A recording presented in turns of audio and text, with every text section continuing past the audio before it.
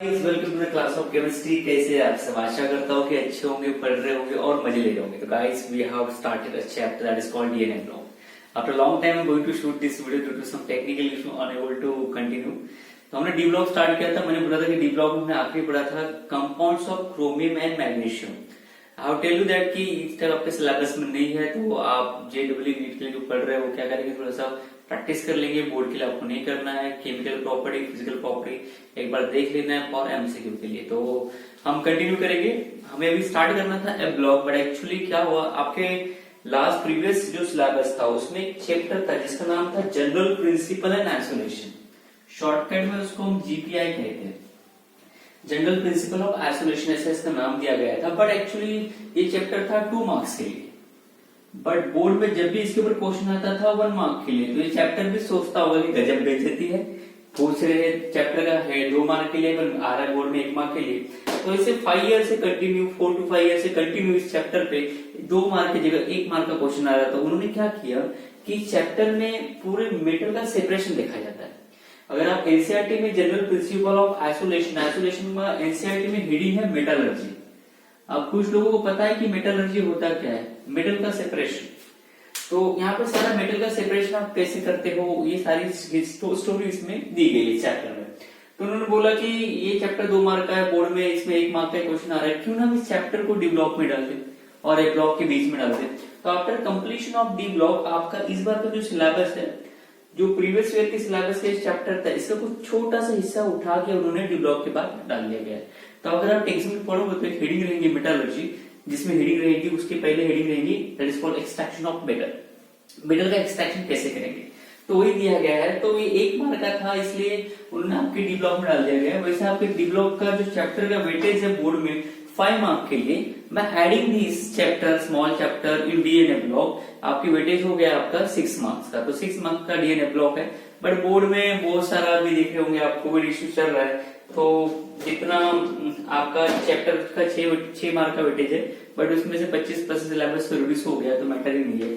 तो आइए हम आज कुछ स्टार्ट करते हैं। आपको पता है कि हमारे पास 118 एलिमेंट है। डी ब्लॉक के बाद हम कंटिन्यू कर रहे हैं। आपको डी ब्लॉक के बाद ऐसा बॉदर नहीं करना है कि वहां पे आगे क्या पढ़ने वाले। अभी डी ब्लॉक के बाद जो आपका नेक्स्ट है वो कंटिन्यू चलेगा, उसके बाद ब्लॉक हमारा आएगा, तो थोड़ा पढ़ना है। तो 118 एलिमेंट है। 118 एलिमेंट्स में आपको पता है 92 नेचुरल है, 26 आर्टिफिशियल है, ठीक है ना। पर ये जो 92 है, इसमें किस टाइप के एलिमेंट्स हैं? आपके एलिमेंट गैस स्टेट में, सॉलिड स्टेट में, है ना, 2 स्टेट में पाए गए, और एक हाथ कोई होगा one of the element in liquid state, और उसका नाम क्या? मर्क्यूरी। तो I had a question last time कि मर्क्यूरी रूम टेम्परेचर पर लिक्विड क्यों होता है, शायद उसका आंसर आपके पास है। तो गैसेस वाला जो एलिमेंट है आपको कहाँ मिलता है? एटमोस्फेयर में मिलता है। पर ये जो सॉलिड वाले एलिमेंट है कहाँ मिलेगा? ये जमीन पे से पड़ा मिलेगा क्या आपको? कि देखो यहाँ पे आयरन पड़ा हुआ है, उठा लो। आज की डेट में पड़ा मिल जाएगा, पर पहले जब मेटल्स नहीं पता थे हमें, तो क्या जमीन में पड़ा हुआ मिलता था क्या? नहीं। तो ये सारे जो सॉलिड स्टेट में जो एलिमेंट है, ये हमारे अर्थ के क्रस्ट में, हमारे अर्थ क्रस्ट में, यानी 1 किलोमीटर, 2 किलोमीटर, 3 किलोमीटर खुदाई करने के बाद आपको मेटल्स मिलते थे। यहाँ पे मेटल्स मिला जाता था, मिलते थे, तो हम इस मेटल को हम सेपरेट करते हैं। इसी मेटल को हम यहाँ से अर्थ के क्रस्ट से निकालते हैं, उसको वॉश करते, रिफाइन करते, अलग अलग प्रोसेस करते हैं, तो तब जाके हमें क्या मिलता है? मेटल्स मिलता है, नॉन मेटल मिलता है, मेटलॉइड मिलता है ना। तो इस टाइप से मिलता है। तो यही जो हमें जमीन से खोद के मेटल निकालना है, उसको धोना है, वॉश करना है, अलग अलग प्रोसेस करना है, तो उसके लिए एक चैप्टर पढ़ना पड़ता है, जनरल प्रिंसिपल ऑफ आइसोलेशन, जिसको शॉर्टकट में कहा जाता है मेटलर्जी। हम वही देख रहे हैं। तो आप जमीन से जब खोद के निकालोगे, ठीक है ना, आपने जमीन से जब भी आप कोई भी सॉलिड मेटल जब खोद के निकालोगे, तो ये आपको देखो, ये मिट्टी के साथ साथ आपको इस टाइप का ऐसा मिलेगा मटेरियल। आपने जमीन से खोदा, जमीन में खोदा, जिसमें आपके मेटल्स प्रेजेंट है, आपने निकाला, 2 किलोमीटर नीचे ड्रिल किया और मिट्टी निकाली। जब मिट्टी निकाली तो मिट्टी के लम्स रहेंगे, इसमें मेटल्स है और अलग अलग प्रकार है। तो हमने इसको स्टडी किया कि ये जो हमने अभी, जिसमें मेटल प्रेजेंट है, जिसमें इम्प्यूरिटी प्रेजेंट है, और जो मेटल चाहिए उसके अलावा सब different kind of metal present है, तो हम इस टाइप के मिक्सचर को क्या कहेंगे? तो इस टाइप के मिक्सचर को नाम दिया उन्होंने मिनरल्स। तो हमें पढ़ना है छोटी सी बेसिक डेफिनेशन मिनरल्स क्या होती है। तो मिनरल्स क्या है? ये नेचर से मिला है, जमीन से, यानी मिट्टी हमने जमीन में खोदी, मटेरियल निकाला, उसमें मेटल्स प्रेजेंट है, नॉन मेटल्स प्रेजेंट है, कुछ मेटलॉइड्स है, कुछ इम्प्यूरिटी है, कुछ अनवांटेड थिंग्स है जो हमें नहीं चाहिए। तो मिनरल्स क्या है, मिनरल्स के बारे में नॉलेज होना चाहिए, बिकॉज हमें मिनरल्स से ही मेटल मिलता है, आपको पता है ना। तो मिनरल क्या है, एक नेचुरली अकरिंग सब्सटेंस है जिसमें मेटल प्रेजेंट है, ठीक है ना, जिसमें मेटल प्रेजेंट है, तो उसको बोलते हैं मिनरल्स। फिर आपने निकाला यहाँ पे जो मिनरल्स निकाला है, सपोज करो ये मिनरल्स में आयरन प्रेजेंट है हाईली, 95% इसमें आयरन है, बाकी रेस्ट ऑफ 5% क्या है, वेस्ट, ये वेस्ट प्रेजेंट है। तो ये हमारा आयरन कंटेनिंग एक मिनरल मिला है। इस मिनरल्स में देखो हमें सिर्फ इंपॉर्टेंट क्या है, आयरन, बाकी वेस्ट क्या है, कोई लेना देना नहीं। तो एक ऐसा चीज जिसमें हाई परसेंटेज ऑफ आपका मेटल प्रेजेंट है, और आप इस चीज से, इस सब्सटेंस से, इस मिनरल से आप क्या निकालोगे, जब आयरन का सेपरेशन करोगे, निकालोगे, तो जो हमें मिलेगा उसको हम बोलेंगे ओर्स। तो ओर्स का मतलब क्या है, नेचुरली अकरिंग मिनरल से हाई परसेंटेज ऑफ जो मेटल प्रेजेंट है उसको निकाल रहे हो, उसको क्या बोलते हैं, ओर्स। तो इसकी डेफिनेशन में टेक्स्ट बुक से लिखा दूंगा, a mineral containing high percentage of ores. एक मिनरल में हाई परसेंटेज ऑफ आपका क्या है, मेटल प्रेजेंट है, उसी को हम क्या बोलते हैं, ओर्स। फिर जैसा आपने मेटल निकाल लिया, जो अनवांटेड वेस्ट प्रोडक्ट है, जिसमें आपका रहेगा सैंड, ओके रहेगा क्ले और सब अदर इम्प्यूरिटी, इस मेटल के अलावा दूसरे कुछ पकड़ लो, सिलिकॉन प्रेजेंट है, कॉपर प्रेजेंट है, तो ये अनवांटेड थिंग हमें चाहिए नहीं, हमें सिर्फ आयरन ही चाहिए। बाकी अनवांटेड जो वेस्ट है, इसका नाम दे देते हैं हमें, इसका नाम क्या है, gangue. Gangue, don't call it गंगू, नॉट अ गंगू, इट्स गेंजू। तो इसको गेंज भी कहा जाता है, somebody call as a gangue, यूई स्किप कर देते हैं, गेंज कहते हैं, कुछ लोग गेंजू कहते हैं, कुछ लोग गंगू कहते हैं। तो ये तीन basic definition, number 1, number 2, number 3। अगर हमें मेटल चाहिए, नॉन मेटल चाहिए, या आपको मेटल ही चाहिए, हमें मेटल ही चाहिए, नॉन मेटल क्यों करेंगे हम, तो हमें मेटल चाहिए, तो हमें पढ़ना पड़ेगा मिनरल्स, ओर्स एंड गेंजू। तो डी ब्लॉक एलिमेंट में जितने भी जो मेटल्स है नेचुरली मिले, वो इस टाइप से निकाला गया। मिनरल्स हमने ढूंढा पहले, उनके मिनरल से उनसे मिनरल्स को निकाला हमने, ओर्स में कन्वर्ट किया, ओर्स से इंप्यूरिटी निकाल दी, तो हमें मिल गया मेटल्स। तो ये तीनों डेफिनेशन में लिखा के देता हूं। फिर इसके बाद हमारे चार इंपॉर्टेंट मेटल है जो हमारे ह्यूमन बीइंग के लिए इकोनॉमिकली बहुत प्रॉफिटेबल है। सबसे पहला कॉमन है आयरन। आपको पता है ना, आज तो बहुत सारी मशीनें आ चुकी है, आप ड्रिल करके आयरन को इजीली निकाल सकते हो। पहले तो इतना इजी नहीं था, तो पहले के लोग भी इतने टैलेंटेड थे कि उनके पास अलग अलग उन्होंने आविष्कार करके आयरन निकालना सीख लिया था। That is called 16th centuries, 15th 14th centuries, तब से वो कर रहे यूजेस। 1100 में ही हमने तलवारें बनाना सीख ली थी आयरन का यूज करके। तो देखो कितना टैलेंटेड लोग है। तो ये सबसे पहले हमारा मेन Fe मेटल। तो Fe के लिए कौन सा मिनरल यूज करना पड़ेगा, और इस मिनरल्स में से कौन सा और हमें सेपरेट करना है। यानी मिनरल्स यानी मिट्टी खोद के आपने लाई, तो उसमें मेटल भी है, नॉन मेटल भी, मेटल मेटल अलग अलग अलग अनवांटेड इम्प्यूरिटी है, तो उसको बोलेंगे मिनरल्स। मिनरल से सेपरेट करके हमें क्या निकालना है, ओर्स। ओर्स यानी बहुत ज्यादा अमाउंट में जो पोर्शन प्रेजेंट है उसको निकाल लो, ठीक है, तो उसको बोलेंगे ओर्स। फिर ओर्स को और छाटते जाओ, मेटल निकाल लो, तो उससे मिल जाएगा आपको ये सिंपल। तो पहला आपका आयरन इंपॉर्टेंट है, सेकेंड है आपका number 2 that is called magnesium, ठीक है। आपके सिलेबस में मैग्नीशियम नहीं दिया है, पर ये भी इंपॉर्टेंट है हमारे पास। एक कॉपर है और एक है जिंक, तो ये चार इंपॉर्टेंट है हमारे लिए ह्यूमन बीइंग के लिए। Iron, magnesium, copper, zinc is very important. और एक आता है एल्यूमिना, है एल्यूमिना इज वेरी ब्यूटीफुल। तो मैं एक काम करता हूं, मैं यहाँ से स्किप करता हूँ मैग्नीशियम को और इसके जगह में लिख देता हूँ एल्यूमिना। तो ये चार हमारे लिए बहुत इंपॉर्टेंट है for day to day life के लिए। तो ये चारों का आपको क्या करना है, एमसीक्यू के लिए अगर आयरन का मिनरल्स ये है तो उसका ओर्स क्या रहेगा, एमसीक्यू में पूछा जाता है, तो वो लिखा के देता हूँ। तो सबसे पहले मिनरल्स की डेफिनेशन लिखा के देता हूँ, ओर्स की डेफिनेशन, गेंजू की डेफिनेशन क्या होती है वो लिखा के देता हूँ। That is good for your syllabus के लिए, आप कंटिन्यू इसको कॉपी कर लोगे। So here some basic definition regarding कि हमें मेटल्स कैसे मिलता है फ्रॉम अर्थ से। तो सबसे पहले ड्रिल करके मिनरल्स निकालना है, बहुत सारा लम्प्स निकालना है, या मिट्टी निकाल सकते हो जमीन से बहुत नीचे वाली, तो उसको मिनरल्स बोलेंगे। The naturally occurring chemical substances in which metal occurring और क्रस्ट इज कॉल्ड मिनरल्स, ठीक है, फर्स्ट डेफिनेशन। सेकेंड, ओर्स का मतलब क्या है, जो मिनरल्स आपने निकाला उसमें बहुत ज्यादा अमाउंट ऑफ जो मेटल प्रेजेंट है उसको निकाल लो, तो वो कहलाएगा ores. A mineral containing a high percentage of metal from which metal can be profitably में फायदा है extracted यानी निकाल लेना, is called as ores। फिर गेंजू क्या है, जो बच जाएगा बाकी impurity, unwanted earthy material और सैंडी यानी बताया ना रेती, अर्थी यानी बाकी बचा हुआ सामान अर्थ में जो अवेलेबल है वो, and unwanted impurity is known as gangue. तो ये आपको बेसिक डेफिनेशन कॉपी करना है और एक टेबल लर्न कर लेना है फॉर एमसीक्यू के लिए, ठीक है। तो ये टेबल आप लर्न करोगे फॉर एमसीक्यू के लिए। So guys, this table you have to just read. I hope this is readable. 3 metal मैंने लिख दिया according to your text book, जो इम्पोर्टेंट है, बाकी नन ऑफ मैटर, कोई इश्यू नहीं है. Iron, zinc, aluminium. Okay, iron आपको चाहिए निकालना आपको मेटल, तो उसको आपको जमीन से ड्रिल करके मिनरल्स निकालना पड़ेगा. तो आयरन हमें 4 टाइप्स के अलग अलग फॉर्मेट में मिनरल्स में मिला है. Hematite, magnetite, iron pyrite, siderite. Hematite में आयरन बहुत ज्यादा अमाउंट में प्रेजेंट होता है, बहुत ज्यादा, बल्कि एविडेंस मोर अमाउंट में अगर है कोई मिनरल जिसमें आयरन ज्यादा है तो ये. फिर इनमें आयरन, बाकी बचे हुए 3 जो इनमें कम पाया जाता है. तो जिसमें सबसे ज्यादा अमाउंट में आयरन प्रेजेंट है 95%, 97%, उसको हम ओर्स कंसिडर करेंगे ताकि हमें ज्यादा मेटल मिले ना. तो हेमेटाइट को हमने कंसिडर किया. डन कर लेना, एमसीक्यू में आएगा. What is the ores of the iron? Write down the 2 minerals of iron. तो जब 2 मिनरल्स ऑफ आयरन बोला तो यहां से कोई भी 2 आप लर्न कर लेना एंड जस्ट उसका ओर्स लर्न कर लेना. हेमेटाइट आपने 10th में पढ़ाई है तो ज्यादा मैटर नहीं करता आपके लिए. Second is zinc. जिंक का सिंबल Zn, इसका मेन ओर्स है Zn प्लेट. इसको Zn प्लेट लेबोरेटिकली कहा जाता है. इसका ZnS इसका फार्मूला है. Zinc sulphur. सेकंड इज जिनेसाइड कैलामाइन, ये आप लर्न कर लेना.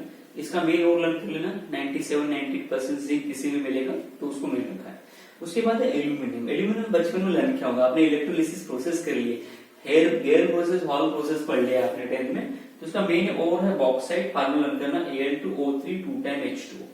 तो इसमें एल्यूमिनियम सबसे ज्यादा परसेंटेज में होता है, तो इसलिए bauxite is the main ores हमारा. ठीक है. उसके बाद क्रायोलाइट. क्रायोलाइट बेटा लर्न कर लेना. What is cryolite? आपने 10th में पढ़ा होगा. क्रायोलाइट में आपने इलेक्ट्रोलिसिस प्रोसेस किया था, तो आप इलेक्ट्रोलिटिक हॉल प्रोसेस या बेयर प्रोसेस जब करते हो तो क्रायोलाइट का यूज करते हो. What is the role of cryolite? ये डिक्रीज करता है टेम्परेचर, ताकि आपका जो रॉड है वो डिग्रेड ना हो जाए, जल्दी से डिकम्पोज ना हो जाए. उसको बचाने के लिए क्रायोलाइट को यूज करते हैं. क्या है फार्मूला? एमसीक्यू के लर्न करना. क्रायोलाइट का formula Na3Al H6. Na3Al H6 sodium aluminium fluorine, ये कॉम्बिनेशन में यहाँ पे. China clay. तीसरा है चाइना क्ले. चाइना क्ले यानी चीनी माटी. चीनी माटी का formula Al2O3 dot 2 time SiO2 dot 2 time H2. अगर ये आपको रीडेबल है तो you can copy from this. If you not readable तो आप टेक्स्ट बुक का यूज करके ये टेबल आप बना लेना, उसको लर्न कर लेना. This is very important for MCQ as well as for 1 mark questions. इसके बाद हम आगे चलते हैं, जो मैं आपको स्टोरी ऐसा समझा देता हूँ. Okay, after writing that table हमें अभी करना है मेन टॉपिक. मेरे पास है आयरन का ओर, उसका नाम है हेमेटाइट. हेमेटाइट करके इसका फार्मूला है Fe2O3 2 time H2. This is your hematite का फार्मूला. अगर तुम एक बार क्रॉस चेक कर लेता हूँ, Fe2O3 दैट्स गुड इनफ, ये आपका फार्मूला. अब इस फार्मूले में मुझे क्या चाहिए? मुझे आयरन निकालना है. तो मुझे आयरन का क्या करना पड़ेगा? निकालना है, प्रोसेस करना पड़ेगा. तो आयरन निकालने के लिए प्रोसेस करते हैं, उसको बोलते हैं एक्सट्रैक्शन. तो हमें एक्सट्रैक्शन ऑफ आयरन करना है. तो एक्सट्रैक्शन का मतलब निकालना होता है. एक्सट्रैक्शन आपने एक सीरीज आई है, वो भी देखा होगा आपने, एक्सट्रैक्शन सीरीज है ना. आपको टैलेंटेड हो कुछ भी देख ले तो टाइम तो बहुत है. तो एक्सट्रैक्शन हमें करना है आयरन का फ्रॉम उसके ओर से. तो आयरन का एक्सट्रैक्शन कैसे करेंगे? How we done? तो इसको करने के लिए हमें करना पड़ता है प्रोसेस. अगर आपको आयरन निकालना है तो आपको पढ़ना पड़ेगा एक process. That process is known as metallurgy. जब भी आप किसी चीज से मेटल निकालते हो तो extraction of metal is known as metallurgy. तो आपको आयरन निकालना है, आयरन मेटल, अगर मेटल निकालना, एक्सट्रैक्शन करना है तो आपको पढ़ना पड़ेगा मेटलर्जी. मेटलर्जी को हम 3 इसमें बांटते हैं. आप कैसे निकालोगे मेटल को, है ना? बिकॉज मेटल के साथ नॉन मेटल भी प्रेजेंट, आपने देखा होगा इसमें Fe2O3 देखो वो ऑक्सीजन प्रेजेंट है. पर आपने देखा होगा एल्यूमिनियम का बॉक्साइड का Al2O3, इसमें SiO2 प्लस H2 कितने सारे प्रेजेंट है. हमें एल्यूमिनियम चाहिए, यानी हमें ऑक्सीजन निकालना पड़ेगा, सिलिकॉन निकालना पड़ेगा, वाटर निकालना पड़ेगा, यानी सारी इम्प्यूरिटी इनको निकालना पड़ेगा. तो इनको निकालेंगे कैसे? क्या करना पड़ेगा? तो इनको अकॉर्डिंग टू आपको मेटल निकालना है तो मेटलर्जी करना है. तो मेटलर्जी में क्या करना पड़ेगा कि आपको मेटल इजीली मिल जाए? तो आप 3 प्रोसेस कर सकते हो. तीनों में से एक पे ड्रॉप कर लो. Number 1 that is called as a pyrometallurgy. Pyrometallurgy का मतलब क्या होता है? आपने थोड़ा सा पढ़ लिया होगा, स्पेलिंग यहाँ पे मैंने पूरी नहीं लिखी है, बस शॉर्टकट में लिख दिया पायरोमेटलर्जी. गलत है, ठीक है? ओके. पायरो का मतलब क्या होता है? पायरो का मतलब होता है हीटिंग. हीटिंग करके मेटल को और जो नॉन मेटल है इनको सेपरेट कर दो. Metal plus non metal is separated. तो हीटिंग करके मेटलर्जी यानी मेटल को निकालो. मेटलर्जी यानी सेपरेशन ऑफ मेटल. पर कैसे करेंगे? हीटिंग करके. तो पायरोमेटलर्जी का मतलब हीटिंग करके मेटल को नॉन मेटल से सेपरेट कर दो, इम्प्यूरिटी या गेंजू गेंजू यानी गेंज गंगों से सेपरेट कर दो, इसको हम बोलेंगे पायरोमेटलर्जी। पर जब मैं हीट करूंगा तो क्या ये ऑक्सीजन अपने आप इजीली निकल जाएगा क्या? हाँ, वो बोलेगा अच्छा चलता हूँ उड़ के, ऐसा करेगा क्या? नहीं, जाएगा नहीं। तो हमें क्या करना पड़ेगा, इसमें एक suitable reducing agent, reducing agent. अब रिड्यूसिंग एजेंट के बारे में हल्का सा बता देता हूँ। रिड्यूसिंग एजेंट यानी क्या, जो खुद का करता है ऑक्सीडेशन, दूसरे का क्या करता है रिडक्शन। बस इतना ध्यान बता आपको, बाकी आप समझ सकते हो। तो ये मेटल प्लस ऑक्सीजन है, इसमें क्या करता है रिड्यूसिंग एजेंट कार्बन यूज करता है। कार्बन क्या करेगा, इस ऑक्सीजन के साथ कंबाइन हो जाएगा, क्या बन जाएगा, कार्बन मोनोऑक्साइड गैस बन के उड़ जाएगा, आपको क्या मिल जाएगा मेटल। पर इस प्रोसेस को क्या करना है, हीटिंग। तो हीटिंग करते साथ साथ आपने पायरोमेटलर्जी यानी क्या, हीटिंग करके ऑक्सीजन को निकालना है, नॉन मेटल को निकालना है नॉन मेटल से, और साथ में एक सुटेबल रिड्यूसिंग एजेंट डालना है, ताकि आपका जो नॉन मेटल है उसके साथ कंबाइन होकर बाहर निकल जाए, इम्प्योरिटी बाहर निकल जाए। अगर if you don't like carbon, हमारे पास हाइड्रोजन और सल्फर भी, हम ये तीनों में का यूज करते हैं, जो जैसा रिक्वायर्ड है उसके हिसाब से हम निकालते हैं। तो पहला है पायरोमेटलर्जी। अगर आपका पायरोमेटलर्जी अगर हो जाए तो यू कैन अप्लाई, अगर पायरोमेटलर्जी से अगर आपका नहीं हो रहा है सेपरेशन, तो आप दूसरा कर सकते हो, उसका नाम है हाइड्रोमेटलर्जी। मेटलर्जी यानी extraction of metal is known as. अब हाइड्रो का मतलब समझ गए होंगे कि आपका एक्वेस सॉल्वेंट है। अब सॉल्वेंट क्या होंगे आप, वाटर, है ना। इस सॉल्वेंट में दूसरा कोई सोल्यूट डाल दो और बना लो सोल्यूशन, और जब सोल्यूशन बन जाएगा तो उसमें क्या कर दो, ओर्स डाल दो। तो by using suitable chemical substance, suitable chemical substance में ओर्स यानी जिसमें मेटल प्रेजेंट है, उसको इसमें डिसॉल्व कर दो और सेपरेट कर दो इजीली। तो ये आपका हाइड्रोमेटलर्जी हो जाएगा। तीसरा बहुत ही प्यारा, that is called as electrometallurgy. Electrometallurgy, electrometallurgy आपने कब किया था, 10th में। आपने एक बीकर लिया था, इस बीकर में आपने 2 रॉड लिए, both are made up of carbon, they are connected externally by battery, और आपने एक प्रोसेस कर लिया था जस्ट लाइक NaCl और NaCl का सेपरेशन किया आपने, Na और Cl, यानी Cl में से आपने Na को निकाल डाला था बाय यूजिंग दिस प्रोसेस, है ना। या दूसरा आप याद कर सकते हो, बचपन में इस टाइप से आपने कुछ देखो रॉड लगाए थे, इस टाइप से कुछ रॉड थे, this are called as cathode rod, और ये इधर ये साइड क्या था, बॉटम में एनोड रॉड, और इसमें आपने एल्यूमिनियम का सेपरेशन किया था। तो separation of metal by using this process को बोलते हैं electrolysis process. This is also known as electrolysis process. अगर इलेक्ट्रोलिसिस प्रोसेस करके अगर कोई मेटल, अगर मेटल का सेपरेशन कर रहे हो, बाहर निकाल रहे हो, तो उस प्रोसेस को बोलेंगे इलेक्ट्रोमेटलर्जी।